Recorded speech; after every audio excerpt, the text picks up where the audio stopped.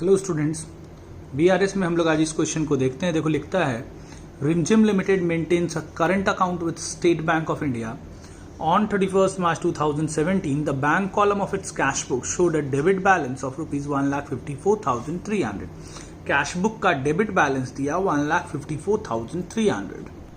इस तरह से सबसे ऊपर हम लोग लिखेंगे debit balance as per cash book, और ये कैश बुक का डेबिट बैलेंस है।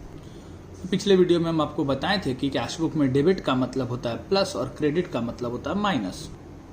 कैश बुक का डेबिट बैलेंस दिया 1,54,300।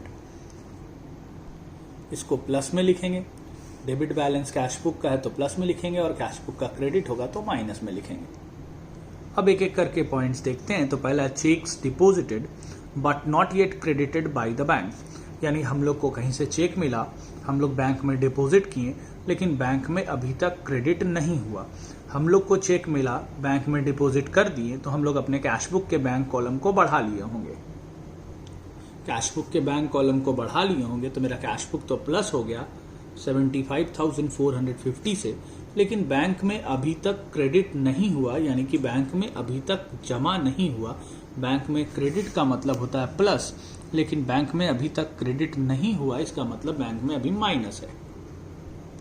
दूसरा, check issued but not yet presented for payment.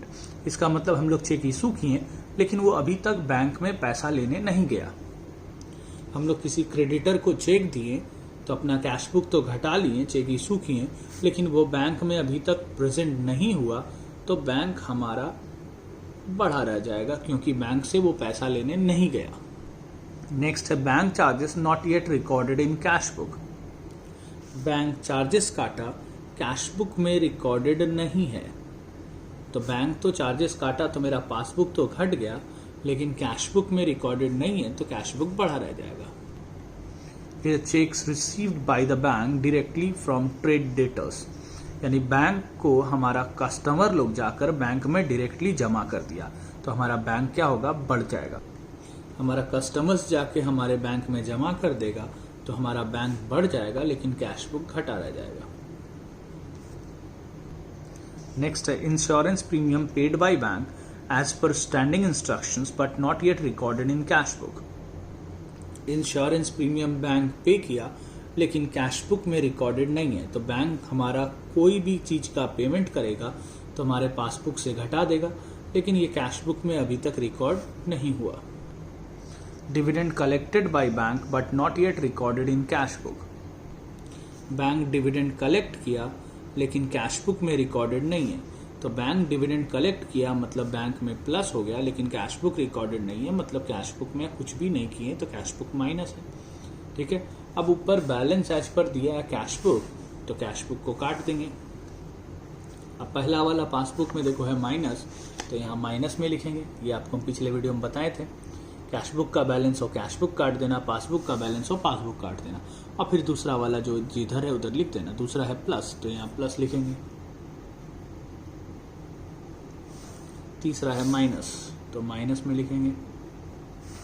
फिर है प्लस, फिर है माइनस, और लास्ट है प्लस। ठीक है। अब इसके बाद दोनों तरफ ऐड करेंगे।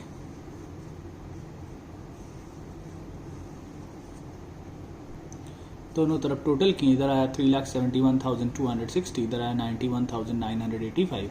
अब ये जिधर ज़्यादा है उसके नीचे माइनस करके लिख दिए, तो इसमें से इसको घटाएं, माइनस करके आया 2,79,275। ये हो गया बैलेंस एज पर पासबुक। ऊपर balance as per cash book है, तो नीचे बैलेंस एज पर हो जाएगा पासबुक।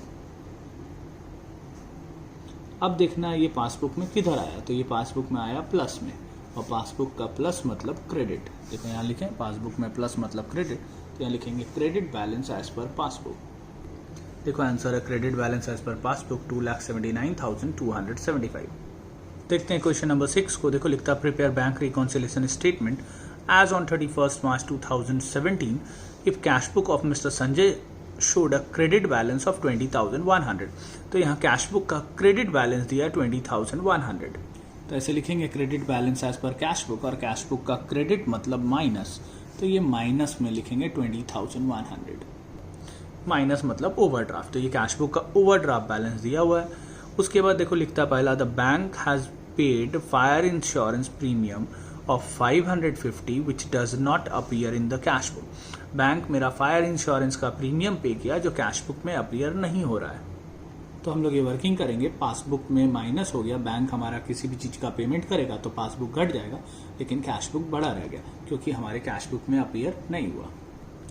नेक्स्ट है, cheques for ₹25,000 issued during January but cheques for only 18,500 वो प्रेजेंटेड फॉर पेमेंट। 25,000 का चेक हम जनवरी के महीने में इशू किए थे, इशू किए मतलब अपने क्रेडिटर्स को दिए, तो हम जब क्रेडिटर्स को चेक दिए तो अपने कैश बुक से तो घटा लिए 25,000, लेकिन उसमें से सिर्फ 18,500 ही जनवरी के महीने में प्रेजेंट हो पाया। तो 25,000 का चेक इशू किए थे जिसमें सिर्फ 18,500 वाला जो है बैंक से पैसा लेने गया, यानी 6,500 वाला बैंक से पैसा लेने नहीं गया। तो 25,000 का इशू किए जिसमें से 6,500 बैंक से पैसा लेने नहीं गया।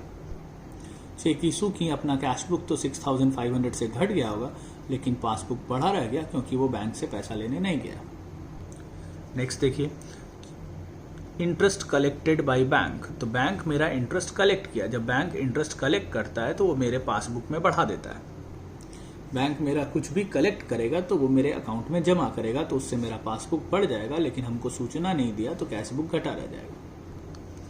लिखता है, cheques of 8,700 were deposited into bank but cheques for ₹7,000 were cleared till 31 January. 8,700 का चेक हम लोग बैंक में जमा किए जिसमें जनवरी में सिर्फ 7,000 जमा हो पाया, यानी 1,700 हमारा बैंक में अभी तक जमा नहीं हो पाया। तो 1,700 जो जमा नहीं हो पाया उसको लिखते हैं, जो हो गया उससे मतलब नहीं है। तो 1,700 से cash book plus and passbook minus. A customer deposited ₹620 directly into bank without informing Mr. Sanjay. Customer हमारे बैंक में डायरेक्टली जमा कर दिया लेकिन हमको सूचना नहीं दिया, तो मेरा पासबुक तो बढ़ गया लेकिन कैश बुक घटा रह गया। अब देखो हम लोग का balance as per cash book है, तो यहाँ कैश बुक काट देंगे। ये वर्किंग आप बनाइएगा, एग्जाम में फटाफट बन जाएगा, लेकिन एग्जाम में ये आप कॉपी में शो मत कीजिएगा, आपको सिर्फ ये शो करना, ठीक है। तो यहाँ देखो कैश बुक दिया हुआ था, कैश बुक काट दिया। पहला वाला 550, तो 550 माइनस, दूसरा 6,500 प्लस, फिर 740 प्लस, फिर 1,700 माइनस, उसके बाद 620 प्लस, ठीक है। अब दोनों तरफ टोटल करेंगे, टोटल आया इधर 7,860, इधर आया 22,350। इधर ज़्यादा उसमें से कम वाला माइनस करके जितना ज़्यादा उसी के नीचे लिख देंगे। ऊपर balance as per cash book है तो नीचे हो जाएगा बैलेंस एज पर पासबुक, और ये पासबुक का बैलेंस हमारा निकला माइनस के साइड में, और पासबुक में माइनस का मतलब देखो होता है डेबिट, तो यहाँ लिखेंगे debit balance as per passbook, ठीक है। या माइनस में है तो आप ओवरड्राफ्ट भी लिख सकते हैं, overdraft balance as per passbook. और यहाँ पर जो आपका बुक में क्वेश्चन दिया है उसको आपको भर देना है, पॉइंट वाइज दिया है उसको पॉइंट वाइज लिख दीजिएगा और कुछ नहीं करना है। आंसर आ गया। आज इतना रहने देते हैं, बाकी हम लोग नेक्स्ट वीडियो में पढ़ेंगे।